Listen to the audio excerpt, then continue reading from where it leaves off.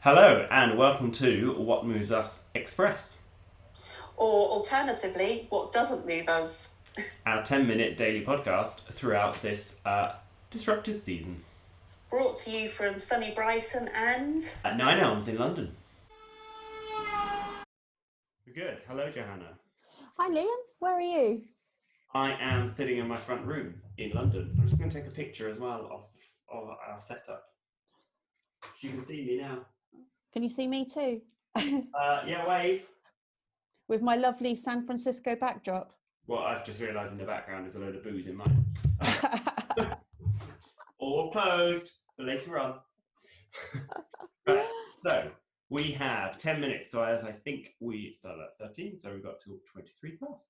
23 minutes past, excellent. So should we call this, instead of What Moves Us, are we going to call it What Moves Us Express or What Throws Us?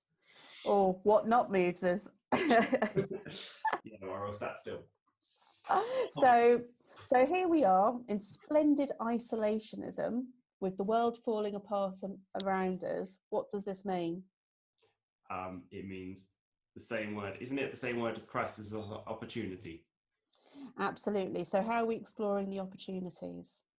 Well, at the moment, I'm filling out a bid for a innovation project, but there are lots of opportunities. I think one to cover. Right. So obviously, the context is very few people are travelling, very few staff are available to run the railways, and we don't know when this is going to finish or how severe it's going to be. So we're all working at home without the normal networking that goes on around the industry to find out and share ideas. And obviously, since what are we doing at the moment? So what are we doing at the moment? So first of all, so this is our first new 10-minute podcast that we're going to do daily. Yeah. So that's the first thing we're going to do. And what has been the impact on Rail Innovation Group and also Startup Rail in terms of what is going on in the current climate? Okay, so we have a number of work streams in the Rail Innovation Group, two of which involve physical meetups. So we do monthly meetups in London, bringing together community for knowledge sharing. And then we also have our Startup Rail program, where we go around the country and find new companies to bring into the rail sector. So both of those we can't now do because we're obviously not allowed to get together or make non-essential journeys. So last Tuesday was supposed to be in Sheffield. That's been postponed. That was going to be at 3 Squared. That has now been put back, I think, to July. Hopefully we're able to do the event in July. And the meetups, we were supposed to have one on Monday night about High Speed 2, and that's now been postponed. So for the foreseeable future, as far as we know, we need to find a different way of doing things. So this is one of our different way of doing things, isn't it? So how are we going to, so first thing is we're podcasting again. I mentioned we're going to be doing a daily podcast, 10 minutes, and who's going to be our first guest? Because that's the whole point of this, isn't it? That we're going to be showcasing our community and bringing them to your ears, basically, rather than having our meetups. Yes. Who's going to be our first guest? Well, I've invited someone for tomorrow, Friday, but they haven't come back to me yet. So I can guarantee that on Monday, we will have Matt from Seatfrog. I don't know what he's going to say, so we'll ask him. Yeah, I reckon it's going to be a pretty challenging time for Seatfrog. So it'll be interesting to hear what he has to say. Yes, I think it's a challenging time for everybody. So we decided that should we do a warm up for us, because we're going to have 5 questions that we're going to ask everybody. Yes, go on then. Do you want me to be the interviewer, or are you going to be the interviewer? Right, okay, but the 5 questions, I can't even remember what the 5 questions were. I came up with the 5 questions. Who are you and what do you do? So I'm Johanna Randall. I'm going to call myself a girl about town because that is normally what I do. Right. Look at you in the backdrop of San Francisco in your Zoom account. How are you impacted by current events? I think for me, the main thing is that I can still do most of my work, but for somebody who sort of like does lots of innovation, I'm not actually that tech savvy. So I mean, like, I'm good at coming up with ideas and I'm good at using the technology that I need to use. But I think, like most people, I'm having to use the technology and find new ways of doing it. So one of the things that will be I mean, like you say, Zoom account. So I've just FaceTimed and things like that before. So now I'm doing that type of thing. I'm even doing my aerobics class via Zoom. So Are you yes. recording that, putting it online? Yes. What are your challenges? I think, like a lot of small businesses, a lot of work is being postponed, cancelled.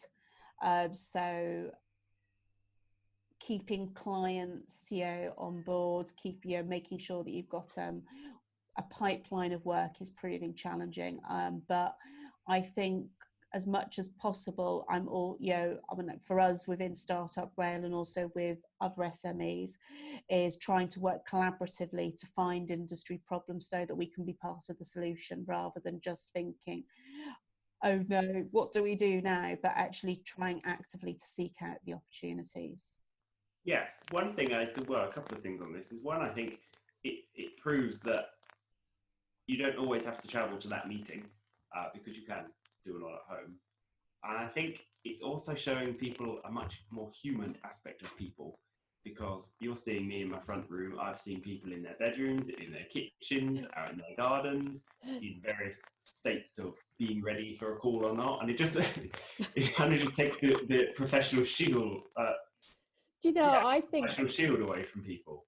I think that is probably one of the most interesting aspects of that, because I think we've all think of technology as being something that can actually make you less human, but you're right. I mean, I had a call this afternoon, a video conference, and at the end of it, I met some of the people that I was calling with family, and we all had a little wave and we had a chat to the kids and that. So I think it is maybe bringing some of us closer together, and we're finding out a lot more about some of our colleagues that we work with than we knew before. Yeah, but that can build a relationship as well. Also, if you're working at home and your children are around, you can't avoid it, so you may as well just live with it. Which brings me on to the last question, which is, what positives can you see coming out of this? Oh no, sorry, I forgot the question before, which was, is there anything that your business / product can offer to customers / government, etc., to help at the moment? I don't think I personally can in terms of what I can do, but I think for both of us is that we have a huge network and we have lots of things in our brain of people that we know can probably help people. Yeah. And I think that's really the point of starting up this 10-minute podcast and showcasing some of our startups, because actually whilst they might do one thing today, they can repivot what they do and do something else. And I think policymakers and big businesses and that should think about how some of these startups and people that work in their bedrooms and that can actually help solve some of those problems. And so they should tap into our community. Yes, especially the people developing new products. Yes. So, last question, because we've got 30 seconds left. What positives can you see coming out of this? I'm going to say, I don't know whether it's positive or negative, but I think from a transport perspective, I think probably this is going to be the change that maybe transport needs and could be good for the environment in the future, because we're all having to reevaluate the way we live our lives. Okay, good final words. Okay, first down. We'll speak tomorrow then. Speak tomorrow. Bye.